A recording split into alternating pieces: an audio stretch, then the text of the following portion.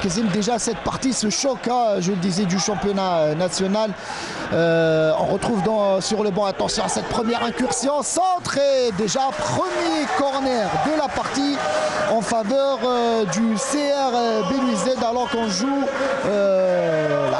la deuxième minute de jeu. Corner rapidement effectué à la Rémoise et perdu rapidement, récupéré par les joueurs de l'entente de Sétif. Je disais, l'ami Kizim, ce match, ce choc, on retrouve sur le banc deux coach étranger pour cette partie, l'un brésilien et serbe. On n'avait pas l'habitude d'avoir des coachs venant du Brésil et même de la Serbie. Tout à fait, c'est une nouvelle tendance dans le football algérien, ça peut ramener de nouvelles idées peut-être dans le football. En tout cas, les ambitions du Shabab aujourd'hui, qui a 3 matchs en retard, qui est leader, qui joue bien sûr, qui passe aussi par une période un peu difficile, mais qui veut confirmer la victoire face à Chlef. En face, Sétif qui revient à la compétition nationale, qui après avoir été éliminé en Champions League. Donc on a deux équipes qui se connaissent très bien, deux très bonnes équipes. On a une opposition de style.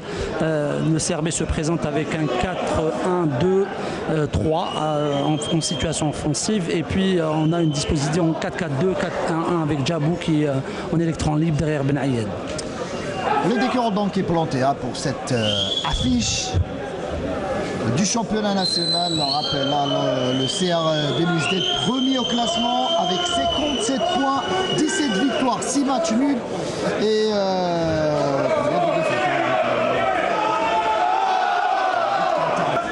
Kedad, il revient derrière pour son gardien Toufir Moussaoui. Salmi, Mélisée, Bakir.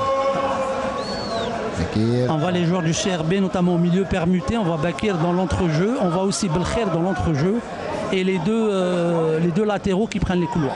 Donc il y a quand même une proposition tactique intéressante. Attention à Daraoui sur le côté droit qui donne à Boulkhoua. Boulkhoua qui va centrer du pied gauche, tête du jeune Belkhir qui passe à côté, au-dessus de la barre transversale. En tout cas, depuis quelques minutes, le CRB qui presse et qui veut marquer ce premier but.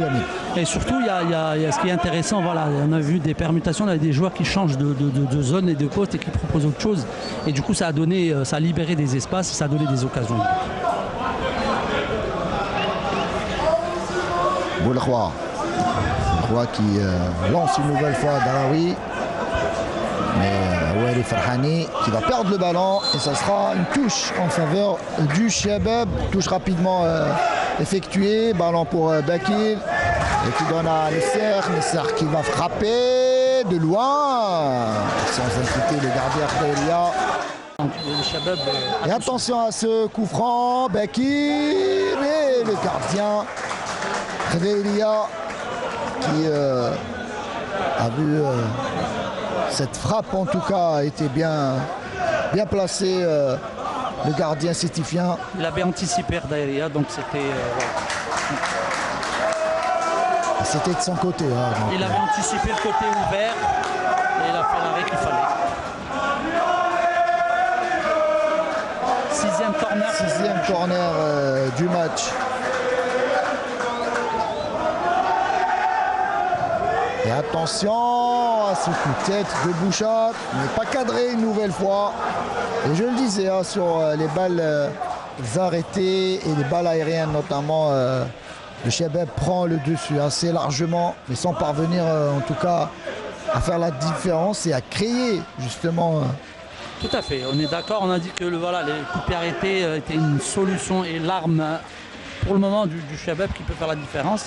Même s'il y a les intentions là en deuxième mi-temps, on voit un Shabab un peu plus entreprenant avec un très bon Bakir, un bon Daraoui et Sétif qui est quand même un peu timoré, qui attend, qui n'arrive pas à sortir de sa zone. Est-ce que vous êtes d'accord pour dire que l'entente de Sétif aujourd'hui, physiquement, il n'est pas au point? Après c'est difficile parce que Sétif a joué quand même vendredi, le Shabab a joué le samedi, donc parfois 24 heures mais dans le football en tout cas 72 heures dans le football de haut niveau suffisent largement pour récupérer. L'entente a joué samedi. Samedi, pardon. Donc, ils ont joué samedi. Ils ont joué les deux samedis. Ouais. C'est aussi